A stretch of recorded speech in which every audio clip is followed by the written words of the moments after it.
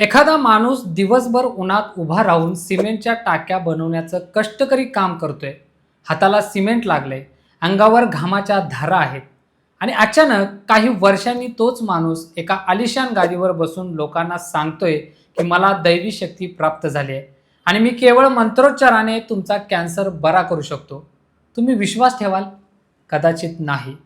पण अहिल्यानगर जिल्ह्यातल्या संगमनेरमध्ये शेकडो नाही तर हजारो लोकांनी यावर विश्वास ठेवला.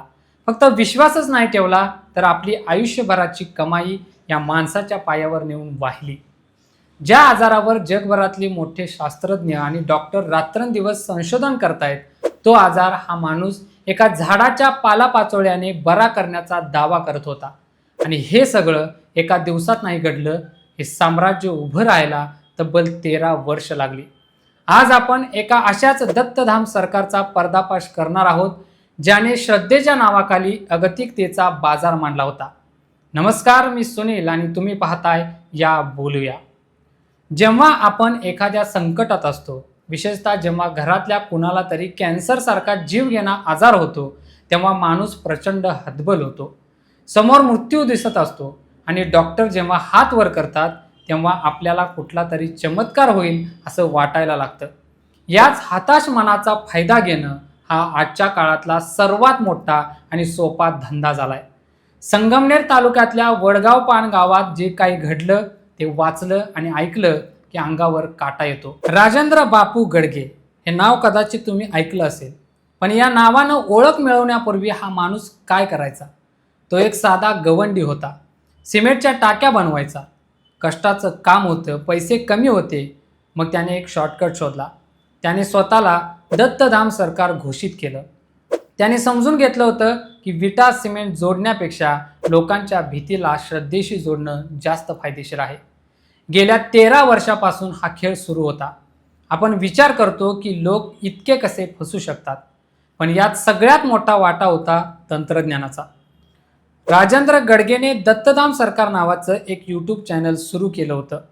आजच्या काळात एखादी गोष्ट खरी आहे की खोटी हे आपण कशावरून ठरवतो?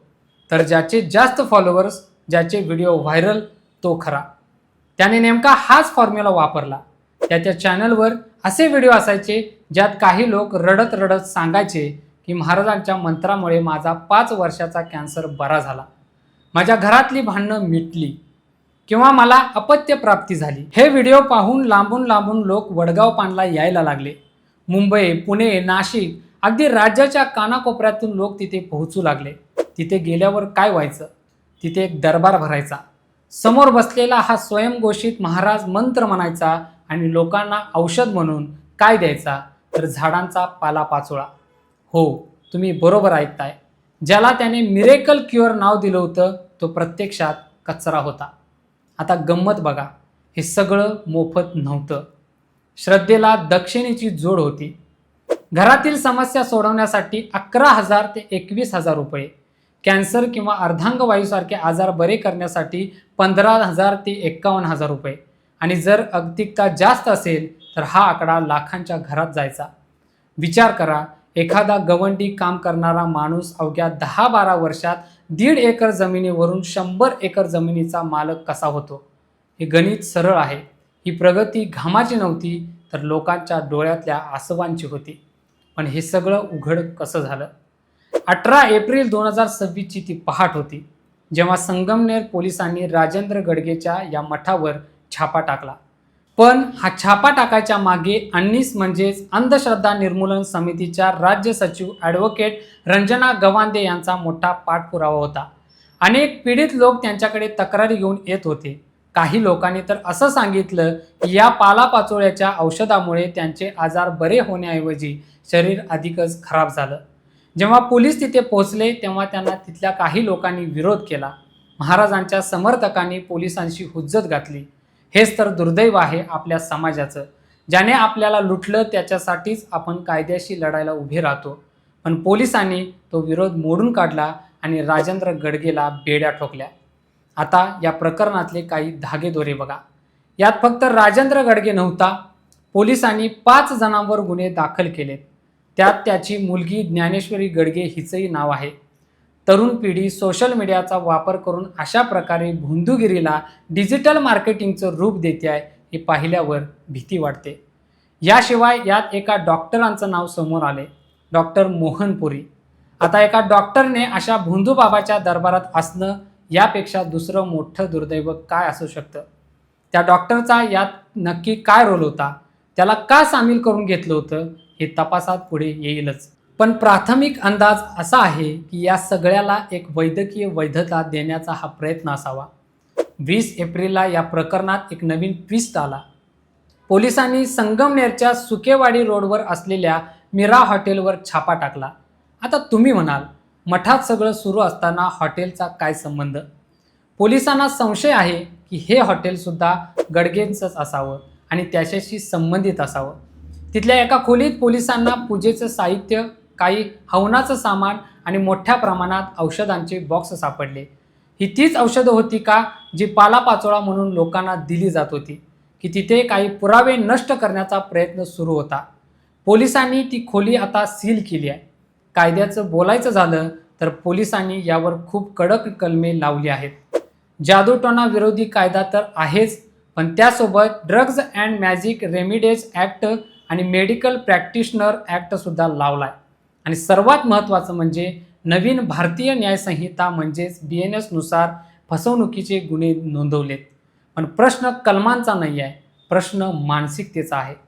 आपल्याला असं वाटतं की शिक्षण आलं म्हणजे अंधश्रद्धा जाईल, पण इथे तर सुशिक्षित लोक, डॉक्टर, IT चा वापर करणारे तरुण या जाळ्यात अडकलेत. राजेंद्र गडगे म्हणायचा की मला मंत्रांच्या जोरावर दारूचं व्यसन सोडवता येतं. आपण विचार का करत नाही की जर असं असतं तर जगातल्या व्यसनमुक्ती केंद्रांची गरजच उरली नसते. तो म्हणायचा मी अंधत्व घालवतो. मग जगातले नेत्रतज्ञ मूर्ख आहेत का? जेव्हा एखादा माणूस तुम्हाला सांगतो की तो विज्ञानाच्या पलीकडे जाऊन चमत्कार करू शकतो, तेव्हा समजून जा की तुमच्या खिशावर दरोडा पडणार आहे. राजेंद्र गडगेनं उभं केलेले हे साम्राज्य, ही 100 एकर जमीन, हे सगळं लोकांच्या हतबलतेतून आलंय. ज्या माणसाच्या हातात एकेकाळी सिमेंटची थापी होती, त्याच्या हातात मंत्रांची माळ आल्यावर त्याने लोकांच्या आयुष्याचं मातेरं केलं. संगमनेर पोलिसांनी त्याला अटक केली. 5 दिवसांची कोठडी मिळाली. आता तपास सुरू आहे. कदाचित त्याला शिक्षाही होईल. पण राजेंद्र गडगे जेलमध्ये गेल्यावर हा प्रकार थांबणार आहे का? नाशिकमध्ये अशोक खराचं प्रकरण झालं, मालाडमध्ये रिधम बाबाचं प्रकरण झालं.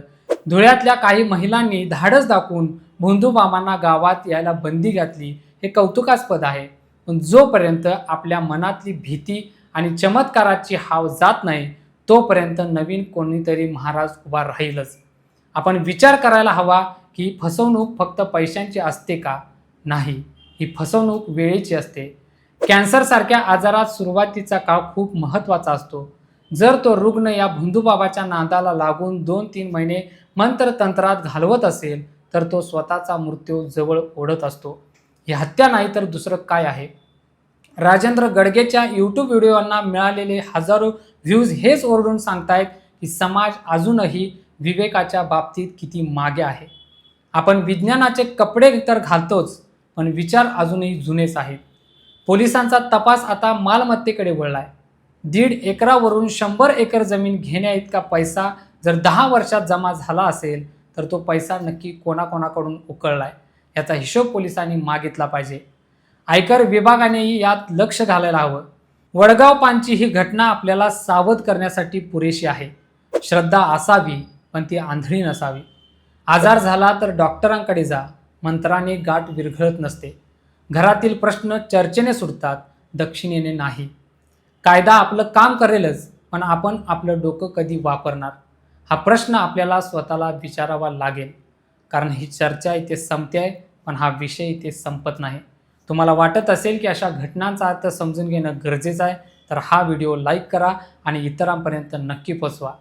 तुमचं मत, तुमचा अनुभव, तुमचा दृष्टिकोन कमेंट्समध्ये नक्की सांगा. आणि अशाच वेगवेगळ्या विषयांवर बोलण्यासाठी चॅनलला सबस्क्राईब करा. आजच्या व्हिडिओत इतकंच. नवीन व्हिडिओत नवीन विषयासोबत पुन्हा भेटूया. या बोलूया.